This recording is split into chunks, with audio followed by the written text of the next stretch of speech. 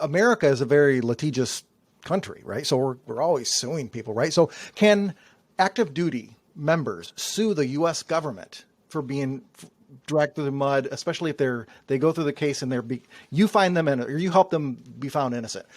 Are there steps that they can take to sue the government because of these false accusations? Yeah, unfortunately, the answer to that is generally no. The government's going to be protected by what's called the 𝗕𝗏𝗟 doctrine, where you can't sue the federal government.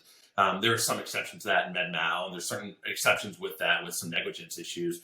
But in this line of work, no, you can't. That's a common question. It's like, hey, I was falsely accused. I had to pay all these legal fees. I've lost a year and I've lost promotions. My damages can be up to $100,000 for these clients, maybe even more, and and that's just not even punitive damages.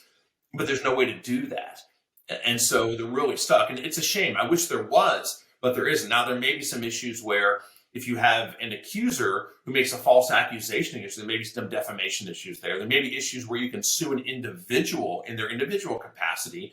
It's going to be a tough road to hoe. But I always tell clients, if they're in that position where they've been falsely accused and they've been defamed, maybe there's a defamation action or some cause of action, you've got to win the criminal trial first. Because if you get convicted, if a jury says you're guilty, you don't have a shot in civil court. First off, you're going to be in prison, right? And so that's not going to work out very well for you. And even if you're not confined, well, the fact that you were found guilty beyond a reasonable doubt is going to probably hurt your chances in a civil court where the standard of proof is different, right? And so if that's the case, what I tell people is just focus on what matters. So if you're in that position and you're just pissed off and you're upset, and you have every right to be, if a false accusation is made against you and it has real damages to you, I mean real, these aren't just made up, these are actual damage, not just the mental issues that you have to go through. As much as you want to fight that other battle, take everything that you have and focus on the criminal case. Because if you don't win that, there won't be another battle to fight. You have to put out the fire that's closest to the house.